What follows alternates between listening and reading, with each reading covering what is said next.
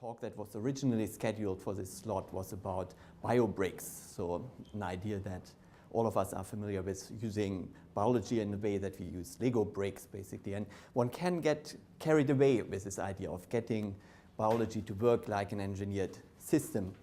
And I think it's quite useful sometimes to look at where are the differences, where can biology not be engineered. And I'm not talking about these obvious cases that biology is perhaps only questionably modular and that it's a very complex thing and noisy and pretty dirty compared to engineering. I'm talking about a bit more basic concepts. So when we arrived here in Bristol yesterday from the airport, we saw this beautiful bridge, and I immediately said, wow, this is cool, this really looks great. And I didn't know anything. I'm not a kind of suspension bridge geek or something. And I didn't know that this is constructed by Brunel and is one of the major pieces of engineering heritage in the UK and all that. But I could appreciate by just looking at it that this is functional, that this just works. And the reason for that is that I think this is somehow on a human scale. We can see that this works. The forces are in the right places. One sees this is harmonious and is just structured proper. We can see that because it's on the scale that we can immediately access as human beings.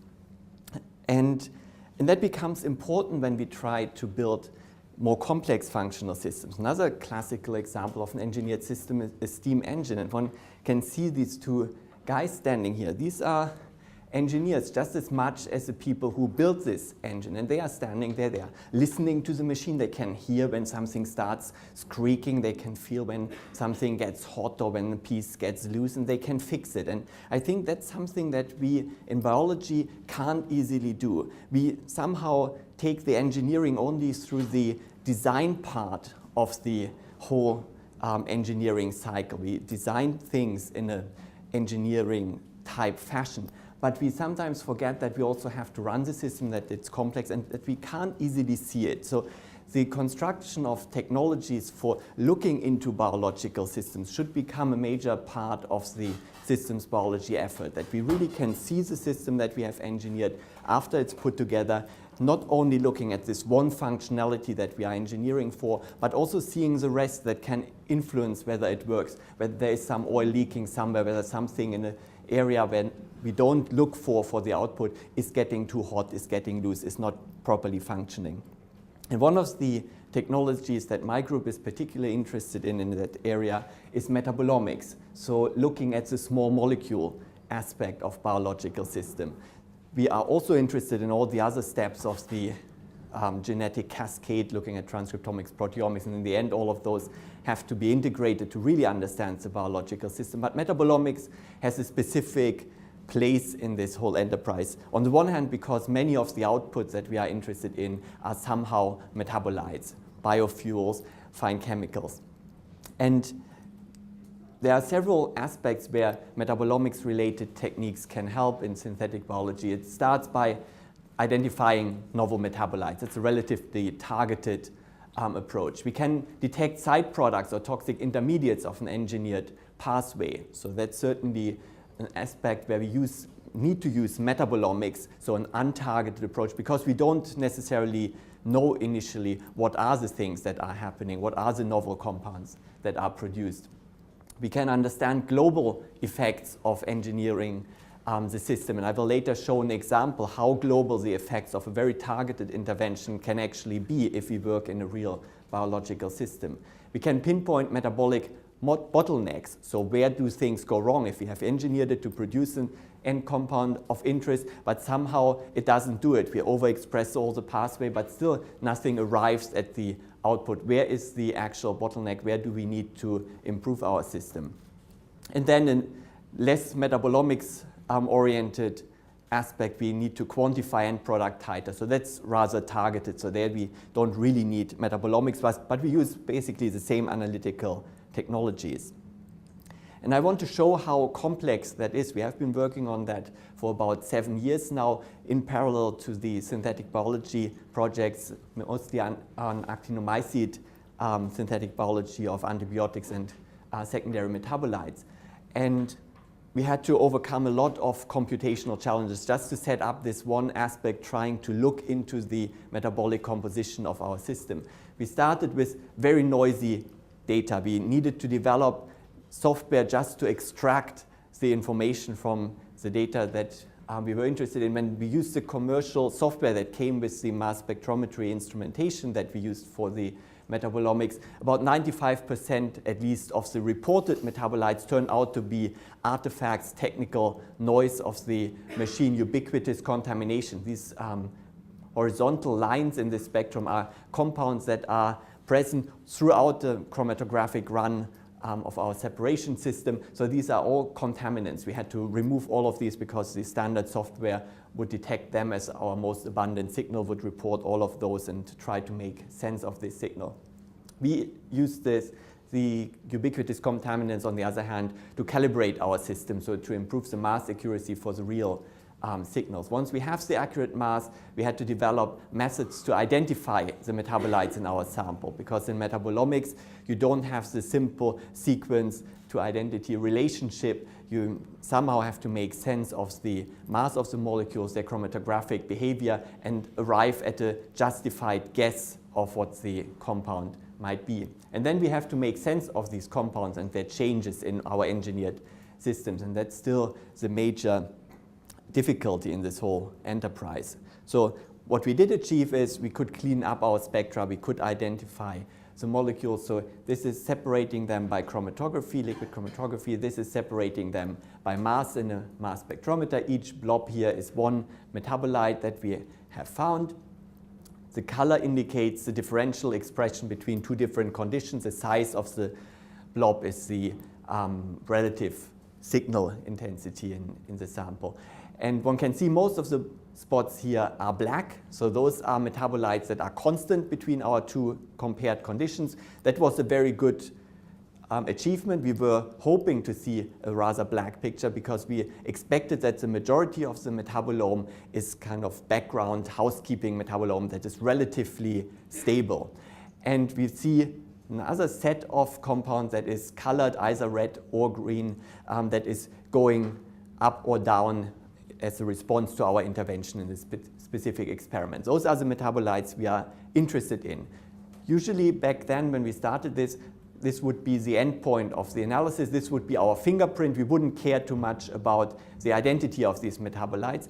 After we had been able to calibrate the mass spectra so that our mass accuracy reached about 0.1 parts per million, so an extremely high mass accuracy, about 10 times higher than the custom company process data set, and about 5 times higher than what they had originally promised us to achieve.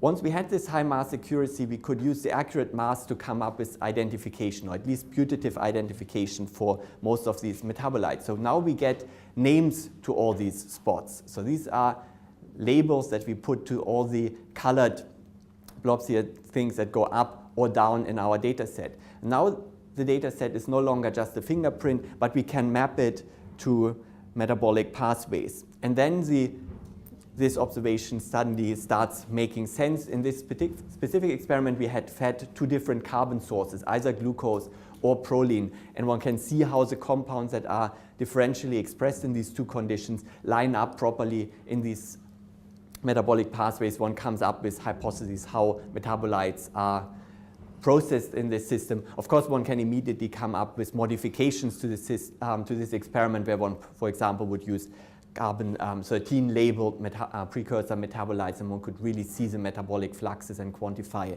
them. And all these fluxes, of course, are testable hypotheses. For instance, this pathway here was initially not known to be present in our organism. It was just postulated based on our observed mass data. We could go and specifically test for it, and we indeed found that it's not present. In this unfortunate case, we could falsify our hypothesis. These 2 metabolites were just misidentified. They correspond to something else, and we had to redraw this picture slightly. But all of it is testable in principle, and it's organized in a metabolic map. However, this map is restricted to what's in the databases. So this basis for this pathway comes from the KEGG database. And that's the case for most of the metabolic maps out there. They are based on model organism data, usually. pathways that are standard, that are occurring in many organisms and most organisms, but they are often not what we are mostly interested in. The actinomycetes in particular are famous for their diversity of the secondary metabolome, for having reactions that are specific for individual species, and the same is true for plants, of course. So there we want to look for novel pathways, and we can do that in our high accuracy mass data, so after calibrating them, because very accurate mass information implies that we have very accurate mass difference information. And mass differences correspond to chemical transformations. And so we can go and look at metabolic biochemical textbooks. What are the mass differences we would expect for typical metabolic transformations? Phosphorylation, dehydrogenation, all of them correspond to a specific mass difference. Once we have identified one metabolite in our spectrum, we can look systematically, are there other masses in our data set that differ by this specific mass that corresponds to a specific mass, specific metabolic transformation. So this phospholipid being identified, we look around it through our list of common standard metabolites, and we build its metabolic context in our sample. This was a phospholipid. This is a compound that's lighter by a palmitoyl mass. So this is a lysophospholipid that has lost the palmitoyl side chain. It tells us something about this previously unidentified metabolite. It also feeds back and confirms that this indeed is likely to be a phospholipid, and that it's likely to have a palmitoyl side chain, which is not immediately obvious based on the mass alone. There are many combinations possible. One can do this kind of reasoning for every metabolite that is initially unidentified. And we can do that iteratively and basically build ab initio the entire metabolic network for the organism that provided our sample. We can postulate that all the compounds in the sample are somehow chemically related. They are all based on a minimal medium and somehow connected by transformation. So we get this whole map ab initio. It's a way of structuring the data. Lots of these connections will not correspond to enzymatic reactions, but they are just chemical relationships of some type. But still they would tell you something about the possible identities of metabolites. One would, for instance, see these homologous series of phospholipids which have increasing C2 units added to them. So there's no direct chemical reaction that takes you from one phospholipid to one that is slightly longer, but you get the pattern of what these molecules might be. And you can use these networks to look for things that are changing together when you have a certain type of intervention, for instance. So we built, in the last 5 to 7 years, a whole toolbox of these various mass spectrometry, LC-MS, data interpretation, data visualization tools. There's a website where you can go if you ever work with these kind of data sets.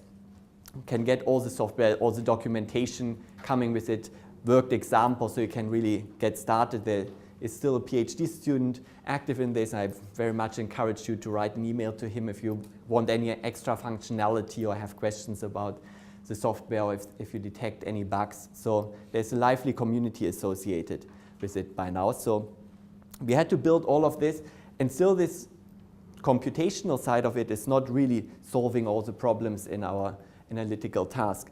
So when we want to do a successful diagnostic experiment in a synthetic biology context, so if you really want to be able to listen to our organism and see if something is squeaking or rattling in it and where we need to fix it, we also need to use the proper experimental design. And the major aspect there for us was to use an enormous amount of replication in our measurements.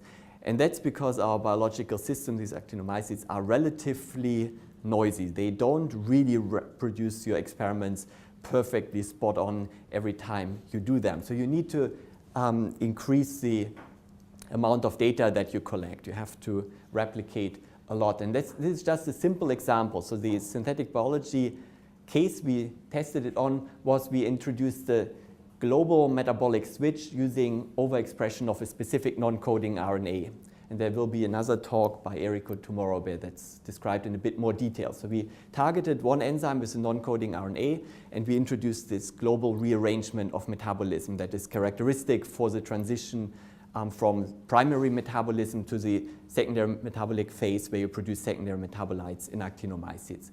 So that's a simple experiment. We just wanted to see how this switch happens at the metabolic level. Single non-coding RNA that's overexpressed. So we produced 6 different biological replicates growth curves, each with 5 time points from which we sampled for samples which had the non-coding RNA induced and the control condition. We measured them with 2 different chromatography setups, positive and negative ionization mode for the chromatography, and 3 technical replicates for each of these observations.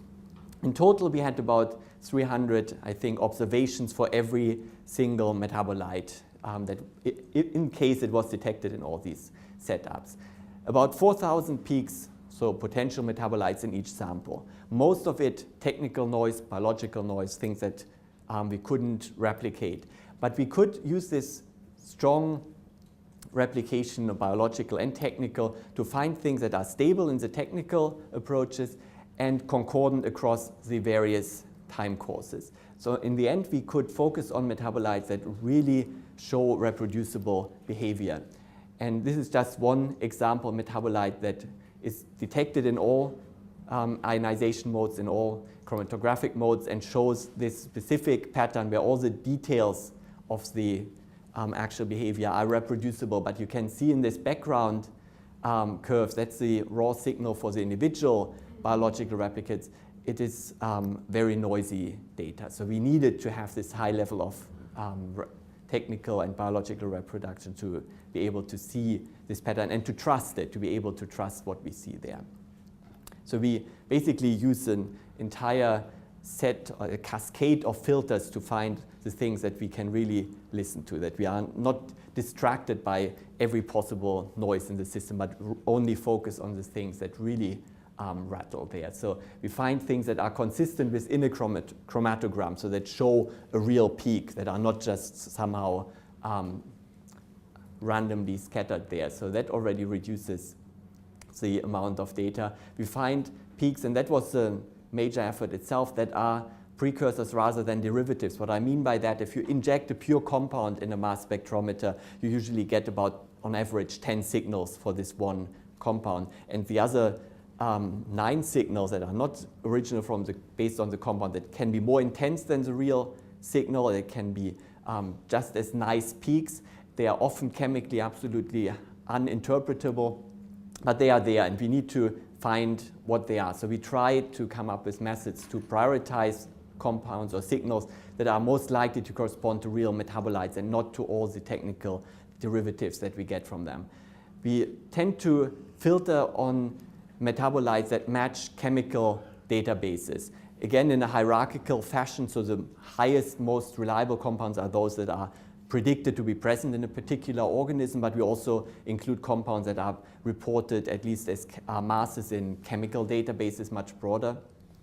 We then filter on things that are concordant between biological replicates, so the various growth curves show the same temporal dynamics. And if we want to be really strict, we also require that the same trends are reproducible between different chromatographic setups. That's a rather over strict filter because these chromatographies have different areas of performance, so they focus on different classes of compounds. But this set of about 100 masses reduced from about 4,000, that's what we would rely on. Those are compounds that can have sometimes very subtle dynamics, but they are reproducible. Those are the things that we can trust.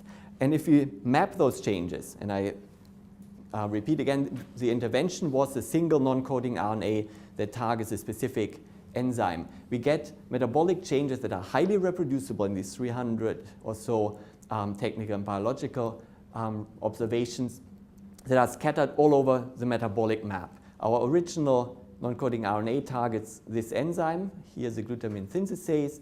There are changes around it, but there are changes also far away from it. And that's an interesting observation. If we would go only targeted, we perhaps would only observe what is happening here, would think, well, it's more or less validating our system and its performance. But there are changes, and systematic and reproducible and sometimes very dramatic changes everywhere else in the system. I think those are changes we need to understand and that we need to focus on for further interpretation. And for that, we will require more modeling. I think that's the final message here. Metabolomics is one tool. We can see the individual pieces, but to make sense of them, we need to see them as a whole. The engineers that were standing on the steam engine, they can see the whole steam engine. They see it as an entire integrated whole. They see where the individual cogs are connecting and what is really rattling and what does it touch, where it rattles and all that. We need to be able to do that for our biological systems as well. And in this kind of system, the only way of doing that is to project our observations onto computational models. And we are doing that in my group, on the one hand, using probabilistic approaches, so trying to integrate all the sources of data to make sense of the rather noisy information to find the most plausible overall interpretation of all the data together, because an observation at the transcript level influences how you interpret a change on the metabolite level. Within the metabolite level, if you see a change in metabolite A, you have a different interpretation of an observed change in metabolite B. You make different sense of it, even if there is some noise in the data. We are developing comprehensive approaches for doing that using Bayesian modeling strategies. We are using genome scale modeling, so annotating the genomes of our model organisms. What are the enzymatic functions, projecting transcriptomics information from the same organisms onto those data, predicting which fluxes are probably upregulated in a specific condition, what are the side effects of our particular intervention, how is it rearranging the system, combining that also with C13 labeled flux information. That is a relatively static picture of the metabolome, but it gives you already a very good idea of the possibilities of a specific system, and with the transcript data, it adds a level of dynamics to it. But we are also interested in expanding this to really ODE-based dynamic models, and we started that initially with protozoan parasites, because those are much more characterized in detail at the quantitative level, all the Km values, Vmax values of the central carbon metabolism enzymes are known and one can describe it, but we are now very interested in bridging these two approaches, so coming up with methods that can model with explicit uncertainty for parameters. So either that we put distributions on the individual parameters, and that's when we start from a model like this, where we say, well, we don't really know the Km for certain, but we know that it's somewhere in this range because that's our experimental uncertainty. What are the consequences of this uncertainty? We have just published that for the protozoan parasite models, but one can also do it coming from this side of the model and can say, well, here our uncertainty is almost infinite. We don't know anything about the parameters initially, but there's in biology never really an infinite uncertainty. We always know that Vmax values can't be larger than some diffusion limit, and they can't be lower than some value that otherwise it would not make sense to have an enzyme to catalyze the reaction, and Km values are somehow in a certain range. So we get these relatively broad distribution that we can put on a model like this, and we can get these hybrids to work, and we can get dynamic models with uncertainty also for organisms that are not the typical model organisms where you have all the enzymatic data. So to conclude, my talk was intended to convince you that in this engineering cycle of synthetic biology, where you go from designing your system or specifying and designing it, and then implementing it, and then testing and validating it, and then somehow magically jumping back to a new design, that it's important to realize that this debugging phase is an important step also in traditional engineering, and that we have to make that far more explicit, I think, and spend more time on that, because at least from software engineering, I know that you spend most of your time in this phase, the actual debugging, and that it's not a magical process that, well, if it doesn't really work, you somehow can jump here. You need to systematically figure out what is not working, what else is happening that is unexpected, and especially if you work with synthetic biology in a traditional biological host, there will be lots of other things happening outside of your engineered module, even if you think you are working with something that's modular and orthogonal to the existing biology. There will always be some interaction. So these debugging tools at various levels will be important to really close this engineering cycle. I want to finish off by thanking all the collaborators on this synthetic biology and metabolomics project. In particular, I want to mention two PhD students, Richard Scheltemer and Andres Jankovic, who worked on developing the software for all the metabolomics and LC-MS data analysis, and Errico Takano for the synthetic biology collaborations on the actinomycetes. And I thank you for your attention.